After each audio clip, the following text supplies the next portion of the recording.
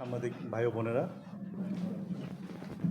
আপনারা হয়তো ইতিমধ্যে জেনেছেন যে আমরা গত 28/5/2024 তারিখে 3টি পিস্তল, তার মধ্যে একটি বিদেশি পিস্তল এবং 3টি অস্ত্র, একটি বিদেশি পিস্তল ও 2টি বিদেশি রিভলভার সহ হাইড্রোলিক কাটার, গুলি এবং আরও কিছু দেশীয় অস্ত্রসহ 3জন ডাকাতকে গ্রেপ্তার করেছি।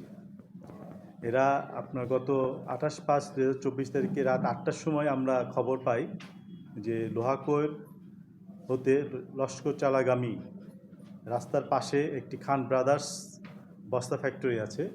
সেই ফ্যাক্টরির পাশে কিছু ডাকাত সংঘবদ্ধ হচ্ছে এবং তারা কোথাও একটা ডাকাতি করবে সেই উদ্দেশ্যে।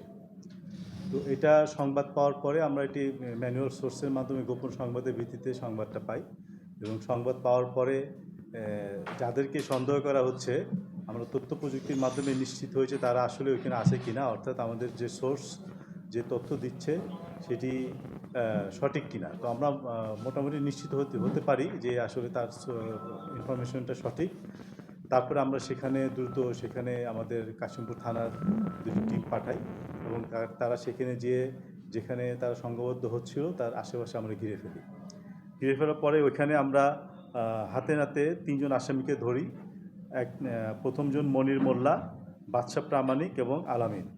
এবং তাদেরকে ধরার পরে যে মনির মোল্লা, তার কোমরে গোজানো একটি বিদেশি পিস্তল আমরা পাই এবং তার কাঁধে একটি ব্যাগ ছিল। সেই ব্যাগের ভিতরে আপনার ডাকাতি করার কিছু সরঞ্জাম, যেটা আপনার হাইড্রোলিক কাটার বলে, যে গ্রিল কাটতে উপযোগী একটি যন্ত্র, যেটি দিয়ে কাটলে আপনার কোনো রকম শব্দ হবে না। সেই হাইড্রোলিকের প্রেশারের মাধ্যমে সেই গ্রিলটা কেটে যাবে। তারপর একটি বোরকা পাওয়া যায়। তারপরে একটি লম্বা নাটযুক্ত স্টিলের গোলাকার ফ্রেম, একটি স্ক্রুড্রাইভার, একটি রেইনকোট, একটি ফোল্ডিং করা স্টিলের চাকু, এগুলো আমরা সেখানে পাই। তো এখানে তাদেরকে নিয়ে এসে জিজ্ঞাসাবাদ করছি এবং তারা জানায় যে তারা একটি বাড়িতে ডাকাতি করার জন্য সেখানে জড়ো হয়েছিল এবং সেখানে আরও কিছু লোকজন ছিল এবং তারা সেখান থেকে পালিয়ে যেতে সক্ষম হয়। তো আমরা তাদেরকে নিয়ে এসে জিজ্ঞাসাবাদ করছি। জিজ্ঞাসাবাদে তারা এর আগে বিভিন্ন জায়গায় ডাকাতি করেছিল বলে তারা স্বীকার করে এবং তাদের পূর্বের পিসিপিআর আমরা যাচাই বাছাই করে দেখি যে একজনের নামে 8টি মামলা, মনিরের নামে, আর বাদশার নামে 3টি মামলা এবং আলামিনের নামে 2টি মামলা রয়েছে, যেগুলো ডাকাতি, অস্ত্র এবং বিভিন্ন ধরনের চুরির মামলা। তো তাদেরকে আমরা জিজ্ঞাসাবাদ করছি। জিজ্ঞাসাবাদ করে আপনারা জানেন যে স্বভাবতই তো যারা অপরাধী বা ডাকাত, এরা যেহেতু পেশাদার ডাকাত, এরা খুব সহজে কোনো কিছু স্বীকার করবে না। এদের কাছ থেকে তথ্য উপাত্ত বের করা অনেক কঠিন। তো আমরা তাদেরকে আজকে কোর্টে প্রেরণ করছি। কোর্টে প্রেরণ করে রিমান্ডে নিয়ে আসবো।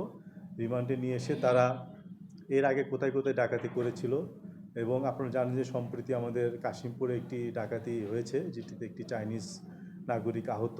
সেখানেও তারা জড়িত কিনা আমাদের ধারণা যে সেখানেও হয়তো তারা জড়িত থাকতে পারে এবং এছাড়া আর কোন কোন ডাকাতি তারা করেছে এবং সেই জিনিসপত্রগুলো কি করেছে, কোথায় বিক্রি করেছে, এই জিনিসগুলো আমরা বের করে নিয়ে আসবো এবং সেই অনুযায়ী আমরা আইনগত ব্যবস্থা নেব এবং সেখানে আর অন্য কারা ছিল তাদেরকেও আমরা গ্রেপ্তার করার চেষ্টা করব। ধন্যবাদ।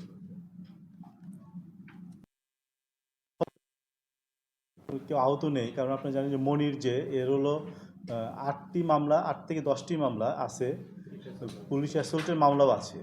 তো এখানে যেহেতু এটা আমরা আগে থেকে জানতাম যে এরা ডাকাত চক্র এবং আমাদের কাছে এই ইনফরমেশনও ছিল, নামটাম জানতাম, কিছু নাম জানতাম এবং তাদের মোবাইল নাম্বারগুলো আমরা পেয়েছিলাম, যেগুলো তথ্য প্রযুক্তির মাধ্যমে আমরা অবস্থানটা নিশ্চিত হতে পেরেছি। আর ওইখানে যেহেতু আমরা জানতাম যে তারা ডাকাত, এরকম তারা যে কোনো সময় আক্রমণাত্মক হতে পারে, আমরা সেই প্রস্তুতি নিয়েই তাদেরকে গ্রেপ্তার করেছি। ধরার সাথে সাথে তারা তাদের হাত দুটো যাতে কোনো কিছু ইউজ করতে না পারে এবং পরবর্তীতে আমরা তাদের বডি সার্চ করে দেখতে পেলাম যে তার বুক পকেটে একটি ধারালো একটি অস্ত্র ছিল, ফুট টাইপের বা চাকু টাইপের। তো ওরকম করে যদি আমাদের ওইভাবে সতর্ক না থাকতাম, হয়তো সে যদি তার একটা হাত ফ্রি পেত, তাহলে সে ওইখান থেকে বের করে আমাদের পুলিশকে আহত করতে পারতো বা সেখানে তাদেরকে ধরা সম্ভব নাও হতে পারতো। তো যাই হোক, এটা আমাদের পেশাদারিত্ব বা দক্ষতা বা যেটাই বলেন সেটা, যে এটার কারণে আমরা পুলিশ অ্যাসল্টের মতো কোনো ঘটনা ঘটেনি। এদের এদের একজনের দেশের বাড়ি আপনার বগুড়াতে, বাদশাহ যে তার দেশের বাড়ি বগুড়া, আর মনির তার দেশের বাড়ি কোথায়? কাশিমপুরে। তো এখানে তারা কাশিমপুরে বাড়ি আছে। তারা শুধু গাজীপুরেই করে এরকম না, এর আগে শ্রীপুরে আপনার ডাকাতি করেছে, তারপরে পাবনায় ডাকাতি করেছে, তারপরে বগুড়াতে ডাকাতি করেছে, মানিকগঞ্জে ডাকাতি করেছে। এরা প্রকৃতপক্ষে আন্তঃজেলা ডাকাত চক্র। এরা যেখানে সুবিধা পাবে সেখানে ডাকাতি করবে। এদের একটা গ্যাং রয়েছে, যেই গ্যাংয়ের বিভিন্ন জেলার ডাকাতের এখানে রয়েছে। তো এখানে শুধুমাত্র গাজীপুরেই না, বিভিন্ন জেলাতে এরা ডাকাতি করে।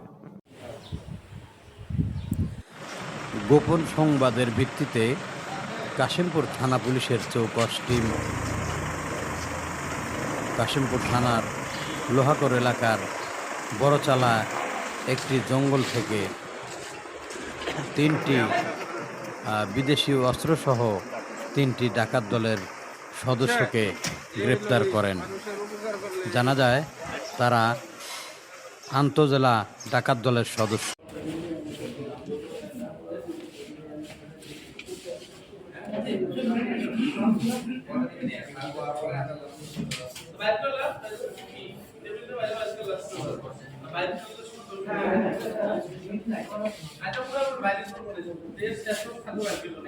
আপনাদের যেখানে সুবিধা বাইরে বাইরে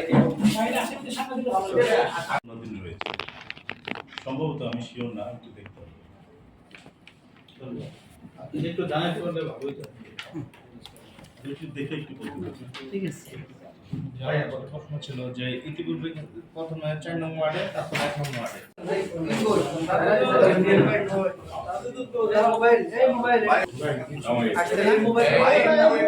সামনে থেকে